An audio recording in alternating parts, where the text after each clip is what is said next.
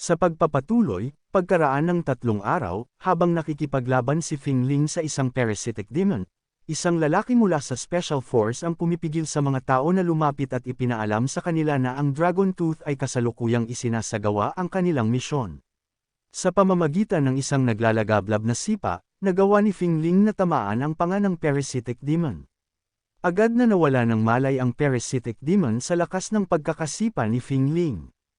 Nang siya ay magkamalay, nasa likuran na niya si Fing Ling at handang sipain siyang muli.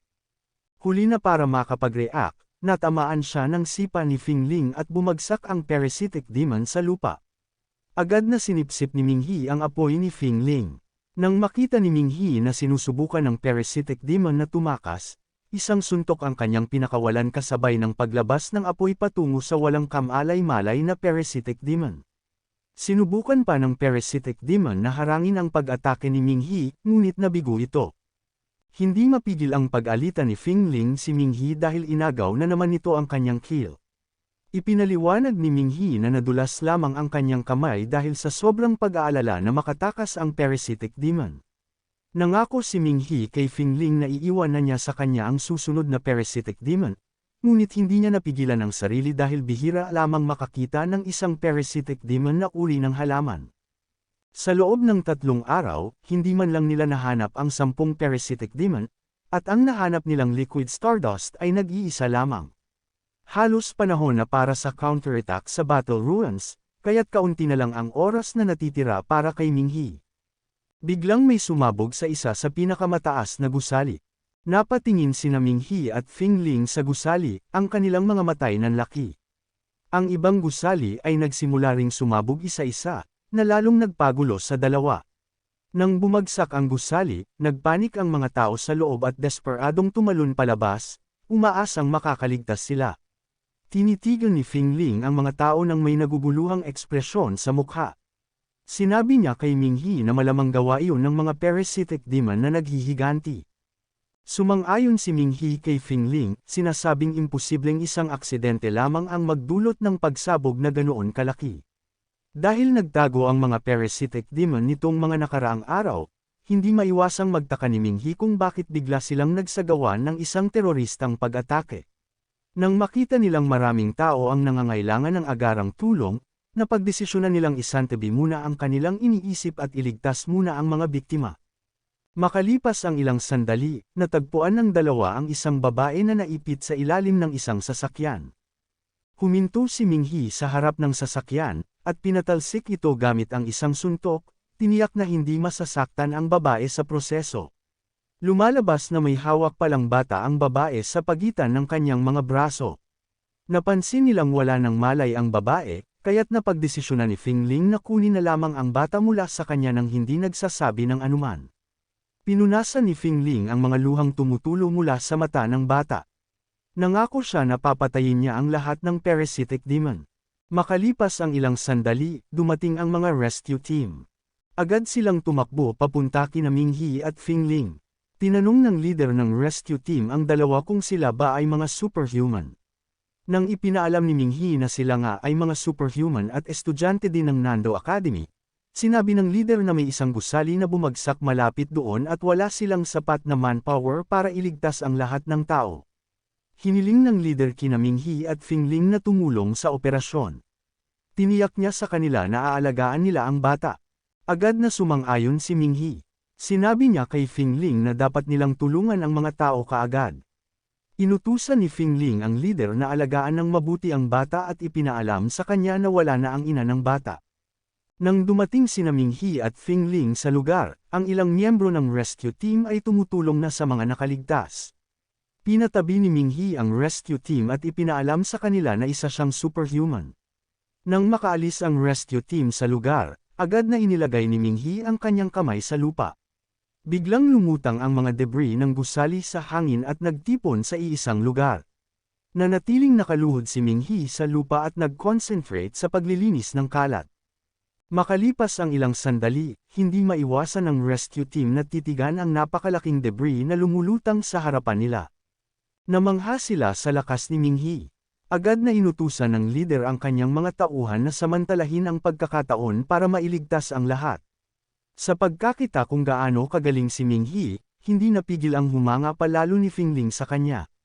Inihagis ni Ming He ang napakalaking debris sa isang bukas na lugar kung saan walang tao. Masaya na ginawa niya ito ng tama, napabuntong hininga si Ming He sa ginhawa.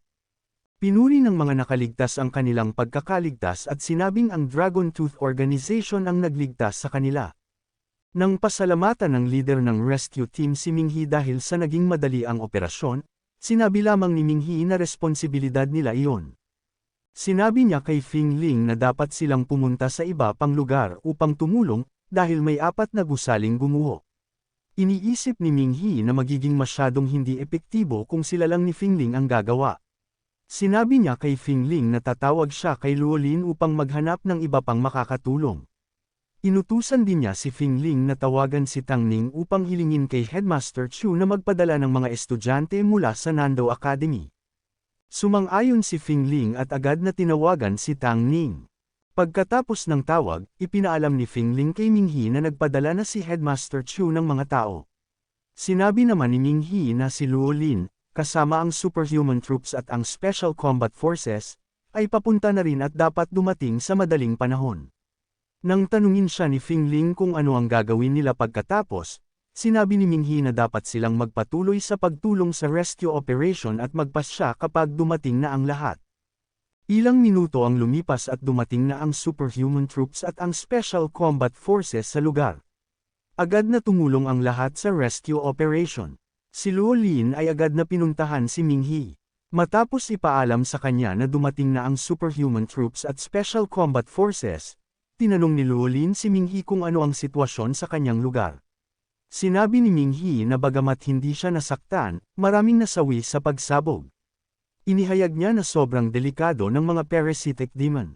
Nakita ni Fing Ling si Tang Ning at agad niya itong tinawag upang sabihin kung nasaan sila. Si Tang Ning, kasama ang iba pang estudyante mula sa Nando Academy, ay dali-daling tumakbo papunta kay Fing Ling. Sinabi ni Fing Ling sa kanila na dapat nilang iligtas ang mga tao kaagad. Sinabi naman ni Luo Lin na hindi niya maintindihan kung bakit nagpa siya ang mga parasitic demon na magdulot ng pagsabog sa ganitong panahon, kahit wala na silang oras para maghanap ng matatagwan mula nang labanan nila ang astronomy team. Ipinahayag ni Ming He na nakakagulat din iyon para sa kanya. Sinabi niya na malalaman lamang nila ang katotohanan kapag natuklasan nila kung sino ang nasa likod ng pagsabog. Nang tanungin siya ni Luo Lin kung paano niya malalaman ang taong nasa likod ng pagsabog, sinabi ni Ming He na nasa lugar na siya mula nang mangyari ang pagsabog. Ipinaliwanag niya na sabay-sabay na sumabog ang 4 na gusali, kaya't imposibleng isang parasitic demon lamang ang gumawa nito. Naniniwala si Ming He na tiyak na isang operasyon ito na binalak ng isang organisasyon, at upang maisakatuparan ang planong iyon, kinakailangan ng hindi bababa sa 10 parasitic demon. Naguluhan si Luo Lin kaya tinanong niya si Ming He kung ano ang ibig niyang sabihin. Ipinaliwanag ni Ming He na binabantayan niya ang calamity sensor sa buong rescue operation, ngunit wala siyang natagpuang anumang bakas. Sinabi niya na ang tanging posibilidad ay naghanda na ang mga parasitic demon ng escape routes na hindi nasa ibabaw ng lupa. Hinulaan ni Ming He na ang escape routes ng mga parasitic demon ay dapat nasa mga imburnal. Ipinaliwanag niya na kung gumuho ang mga gusali, tiyak na nasira rin ang mga imburnal sa paligid. Kaya, kung plano ng mga parasitic demon na tumakas, kailangan nilang maghanap ng labasan na mas malayo sa lugar. Dahil dito, mataas ang posibilidad na nasa mga imburnal pa rin ang mga ito. Sinabi ni Ming He kay Luo Lin na kailangan nilang bumuo ng maliit na grupo dahil komplikado ang layout ng sewage system, at may mga panganib din doon. Kailangan din nila ng mapa at isang bihasang tagapamuno. Sinabi ni Luo Lin kay Ming He na lalo pa siyang nagmumukhang isang tunay na commander. Nang sinabi ni Ming He na siya ang pinakabihasang tagapamuno doon, sinabi ni Luo Lin na tigilan na ang argumento at agad na naghanap ng mapa para sa underground sewers. Ipinahayag niya na kung hindi lamang silang dalawa ang natitira sa Dragon Tooth Organization, hindi na nila kailangang humingi ng tulong mula sa Special Combat Forces para hulihin ang mga calamities. Biglang sinabi ni Fing Ling kay Luo Lin na sasama siya kay Ming He. Sinabi naman ni Tang Ning na sasama rin siya. Magkasabay na nagpahayag sina Zhang Yuan, Wang Jia, at Ping Linghui na sasama rin sila. Kumuha si Luolin ng ilang kagamitan mula sa sasakyan, at ipinamahagi sa lahat. Mga communication device pala ang mga iyon. Ipinaalam ni Luolin na iyon ang kagamitan ng Dragon Tooth Organization. Sinabi niya na nakahanap siya ng mapa at siya ang magbibigay ng utos mula sa itaas. Sa pagkakaroon ng lahat ng kailangang kagamitan, hindi nag-aksaya pa ng oras si Ming-Hi at agad na pumasok sa mga imburnal. Sumunod naman agad ang iba pang miyembro ng grupo. Bago magpatuloy, idineklara ni Ming-Hi na siya, si Pingling Hui, at si Fing Ling ay bubuo ng Group A. Sinabi niya kay Tang Ning na pangungunahan niya sina Zhang Yuan at Wang Jia bilang Group B. Inutusan ni Ming-Hi si Tang Ning na tandaan na kung makakita sila ng anumang bakas ng mga panganib, dapat muna nilang subaybayan ito at maghintay ng muling pagkikita bago umatake ng sabay-sabay. Masayang ipinahayag ni Pingling Hui ang kanyang excitement na sa wakas ay makasama siya sa operasyon ng Dragon Tooth Organization. Gayunpaman, agad siyang sinabihan ni Fing Ling na hinaan ang kanyang boses. Hindi maiwasang mapangiti ni Luolin matapos marinig ang interaksyon ng dalawa. Makalipas ang ilang sandali, ipinaalam ni Ming-Hi kay Luolin na wala pa ring nadedetect ang kanyang sensor na parasitic demon. Nang tanungin ni Ming-Hi si Luolin kung aling landas ang dapat nilang tahakin, inutusan siya ni Luolin na kumanan o sa pakaliwa. 10 minuto ang lumipas at sa wakas ay may nadedetect ng parasitic demon ang sensor ni Ming-Hi. Matapos obserbahan ang direksyon ng arrow, natukoy ni Ming-Hi na nasa direksyong 11 o'clock niya ang mga parasitic demon, humigit kumulang 100 metro ang layo mula sa kanya. Hindi napigil ang mapabulalas ni Ming-Hi nang bigla na lang mawala ang arrow sa sensor. Napagtanto niya na gumagalaw ng sobrang bilis ang mga parasitic demon. Agad niyang inutusan si Luolin na ipaalam sa Group B na natagpuan na nila ang mga parasitic demon. Sumunod si Luolin sa sinabi ni Ming-Hi at sinabihan siya na huwag masyadong lumapit sa mga parasitic demon. Matapos ipaalam sa Group B na muling magtipon kasama si Ming-Hi sa pamamagitan ng ibang ruta, sinabi ni Luolin na baka matagalan pa ang Group B sa pag-regroup dahil matindi ang pagkasira ng imburnal sa kanilang bahagi. Ipinasa ni Ming-Hi ang impormasyon kay Fing Ling. Sinabi niya na dapat nilang habulin ang mga parasitic demon upang makita kung saan ang plano nilang tumakas. Agad namang sumang-ayon si Fing Ling. Napansin niyang kakaiba ang kilos ng mga parasitic demon. Base sa mapa ni Luolin, dapat ay nasa labas na sila ng lugar ng pagsabog, at sa normal na pagkakataon, dapat ay palabas na sila ng mga imburnal. Nang sabihin ni Fing Ling kay Ming-Hi na parang hindi naman plano ng mga parasitic demon na umalis, sinabi ni Ming-Hi na ganoon din ang nararamdaman niya. Nagpahayag si Pingling Hui na kung hindi lalabas ang mga parasitic demon mula sa imburnal, maaaring may pupuntahan sila roon. Sinabi ni Ming-Hi na posible nga iyon at tinanong niya si Pingling Hui kung saan sa tingin niya papunta ang mga parasitic demon. Sagot ni Pingling Hui, baka bumabalik ang mga ito sa kanilang base. Sinabi rin niya na kung susundan nila ang mga ito, maaaring mahuli nila ang lahat ng parasitic demon sa lungsod ng Nando. Sinabi ni Ming-Hi na tila imposible iyon. Ipinaliwanag niya na ang astronomy group ay nawasak na, at magiging makakasama para sa mga parasitic demon kung magtatambakan sila sa isang lugar. Sinabi ni Pingling Hui na kakaiba iyon dahil natupad na ng mga parasitic demon ang kanilang layunin, kaya dapat ay tumatakbo na ang mga ito sa magkakaibang direksyon. Sumang-ayon si Fing Ling at sinabi niya na dahil nabomba na ang 4 na gusali at nasa labas na sila ng lugar ng pagsabog, maaari na sana silang maghiwa-hiwalay at tumakas sa iba't ibang direksyon. Biglang may naisip si Ming-Hi. Sinabi niya na baka hindi pa natatapos ng mga parasitic demon ang kanilang misyon.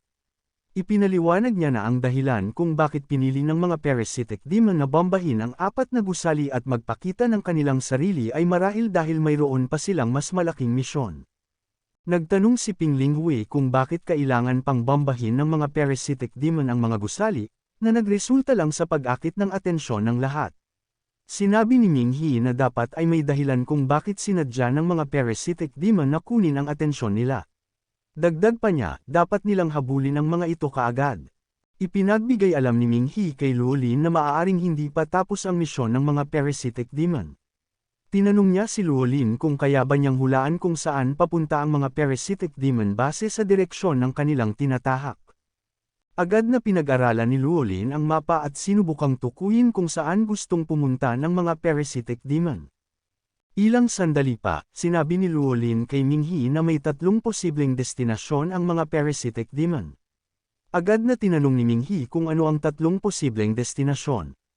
Ipinaalam ni Luolin kay Minghi na ang una ay ang Yongxing Mall, ang lugar na may pinakamaraming tao sa buong lungsod ng Nando.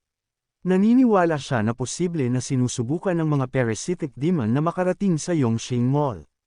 Sinabi ni Luolin na ang 2 pang posibleng lokasyon ay ang Clock Tower, at isang abandonadong planta ng tubig. Napaisip si Minghi kung plano ba ng mga parasitic demon na lagyan ng lason ang tubig tulad ng dati. Sa palagay niya, mas maigi para sa mga parasitic demon na panatilihing mababa ang kanilang profile kaysa maglagay ng lason sa tubig. Inutusan ni Minghi si Luolin na subukang tingnan ang paligid ng 3 lokasyon. Sumunod si Luolin at agad na sinuri ang mapa. Nang tanungin ni Fingling si Minghi kung ano ang hinala niya, sinabi lang ni Minghi na pakiramdam niya ay hindi ganoon kasimple ang lahat. Nagmungkahi si Pingling Hui na harangin na lang ang mga parasitic demon mula sa unahan, dahil sa ganoong paraan, anuman ang kanilang binabalak, magagawa nilang pigilan ito. Sinabi ni Minghi kay Pingling Hui na masyadong marami ang mga parasitic demon. Ipinaliwanag niya na kung hindi sila makikipagtipon muli kay Tang Ning, maaaring may makatakas sa mga parasitic demon at magdulot pa ng ibang problema. Agad na sumang-ayon si Fingling nang sabihin ni Minghi na kailangan nilang patuloy na sundan ang mga parasitic demon bago pa matuklasan ang kanilang binabalak. Nagulat si Pingling Hui. Hindi niya maiwasang magtaka kung kailan pa naging ganoon kamahiyain si Fingling sa harap ni Minghi. Ilang sandali pa, sinabi ni Luolin kay Minghi na may natuklasan siyang isang napakahalagang lugar. Sinabi niya na hindi kalayuan mula sa planta ng tubig ay may isa pang planta ng nuclear power. Halos hindi makapaniwala si Minghi at nag-alala kung ano ang maaaring gawin ng mga parasitic demon sa planta ng nuclear power. Sinabi ni Luolin kay Minghi na malabo na papunta sa planta ng nuclear power ang mga parasitic demon dahil ang superhuman troops ay naroon at binabantayan ito araw at gabi. Ipinaalala ni Minghi kay Luolin na ang superhuman troops ay inilipat para tumulong sa rescue operation. Nanlaki ang mga mata ni Luolin sa gulat. Napagtanto niyang ang pangunahing layunin ng mga parasitic demon ay ang pasabugan ng planta ng nuclear power. Sa mga nakaraang araw, ang superhuman troops ay nakatalaga upang maghanda para sa pagsalakay sa battle ruins. Kulang na nga sila sa tao kahit bago pa ang pambobomba sa lungsod. Ipinahayag ni Minghi ang kanyang pag-aalala na baka hindi sapat ang bilang ng mga superhuman troops sa nuclear power plant upang mapigilan ang mga parasitic demon. Sinabi ni Luolin kay Minghi na kailangan nilang pigilan ang mga parasitic demon, dahil kung magtagumpay ang mga ito sa pagpapasabog ng planta, mawawala ng sapat na supply ng kuryente ang buong Nando. Naniniwala si Luolin na kung mangyari iyon, kakalimutan na nila ang plano nilang atake sa battle ruins, dahil ang pagkawala ng kuryente ay magbubukas ng depensa ng buong lungsod at maaaring magdulot ng hindi masukat na kapahamakan. Tinanggap ni Minghi ang utos ni Luolin at tiniyak niyang kaya nilang pigilan ang mga parasitic demon. Sinabi ni Luolin na agad niyang ipapaalam sa superhuman troops para makabalik sila kaagad, ngunit ipinaliwanag ni Minghi na wala ng oras para doon. Bagamat mga superhumans ang superhuman troops, hindi nila maaabot ang planta bago makarating ang mga parasitic demon, lalo na't wasak ang lungsod at puno ng trapiko. Alam ni Luolin na tama si Minghi, kaya hindi na siya nagpilit at nagtanong kung ano ang dapat nilang gawin. Ipinaliwanag ni Minghi na ang kanilang tanging kalamangan ay hindi pa nalalaman ng mga parasitic demon na nadiskubre na nila ang plano ng mga ito. Gayunpaman, nangangamba siya dahil sa kilos ng mga parasitic demon, tila may kakampi ang mga ito sa loob mismo ng nuclear power plant. Sumang-ayon si Luolin. Sinabi niyang malamang may especially iya ang mga parasitic demon sa planta, dahil alam ng mga ito ang kilos ng superhuman troops at eksakto nilang alam kung kailan at paano gagalaw. Sa matinding pag-aalala, hinimok ni Luolin si Minghi na agad makaisip ng solusyon. Nang tanungin ni Minghi kung nasa harapan lang ba ng nuclear power plant ang abandonadong planta ng tubig, agad itong kinumpirma ni Luolin. Dito na niya iniutos kay Luolin na ipaalam kay Tang Ning at sa kanyang grupo na huwag nang habulin ang mga parasitic demon. Sa halip, dapat silang dumiretso sa planta ng tubig at pasabugan ito. Nagulat si Luo Lin, hindi niya maintindihan kung bakit nais ni Ming He na wasakin ang planta ng tubig. Ipinaliwanag ni Ming He na kahit daw sila sa laban, nasa teritoryo pa rin ng mga tao ang Nando. Dahil alam na nila ang plano ng kalaban, hindi sila dapat magpadala sa estratehiya ng mga ito. Ang mga parasitic demon ay kailangang dumaan sa mga imburnal matapos silang mag-transform, ngunit hindi naman kinakailangang gawin iyon ni Ming He. Ang planta ng tubig ay konektado sa ilog at naglalaman ng napakaraming tubig. Ang plano ni Ming He ay pasabugan ng planta upang bumaha ang tubig sa ilalim ng lupa at pigilan ang pag-usad ng mga parasitic demon patungo sa nuclear power plant. Hindi maiwasan ni Luo Lin na sabihin kay Ming He na napaka-agresibo ng kanyang plano. Tinanong niya ito kung ano ang kanilang gagawin pagkatapos. Sinabi ni Ming He kay Luo Lin na siya at si Fing Ling ay aahon sa ibabaw at didiretso sa nuclear power plant. Kumpiyansa siyang maaabot nila ito bago makarating ang mga parasitic demon. Ipinaliwanag ni Ming He na dahil hawak niya ang sensor, magagawa niyang hanapin ang parasitic demon na nagtatago sa loob ng nuclear power plant. Kapag naroon na siya, makakasama na rin nila si Tang Ning. Naintindihan ni Luo Lin ang plano ni Ming He at sinabing ipapaalam niya ito kay Tang Ning kaagad. Gayunpaman, pinaalala ni Fing Ling kay Ming He na 3 lang ang miyembro sa grupo ni Tang Ning. Siya at si Ping Ling Hui ay nag-aalala na baka hindi nila kayanin ang 12-dosenang parasitic demon. Umakyat na sa hagdan si Ming He habang sinasabi na wala ng oras para pag-isipan pa ito. Naniniwala siyang magagawang pigilan ni Tang Ning ang mga parasitic demon. Dagdag pa niya, ang tanging magagawa nila ay magmadaling makarating sa nuclear power plant, hanapin ang especially iyan ng parasitic demon, at bumalik agad upang tulungan si Tang Ning. Sa puntong iyon, napagtanto ni Ping Ling Hui kung ano talaga ang ibig sabihin ng pagiging miyembro ng Dragon Tooth Organization. Alam niyang napakahalaga ng proteksyon ng nuclear power plant, kaya pinatatag nila ang kanilang loob at sumang-ayon sa plano ni Ming He.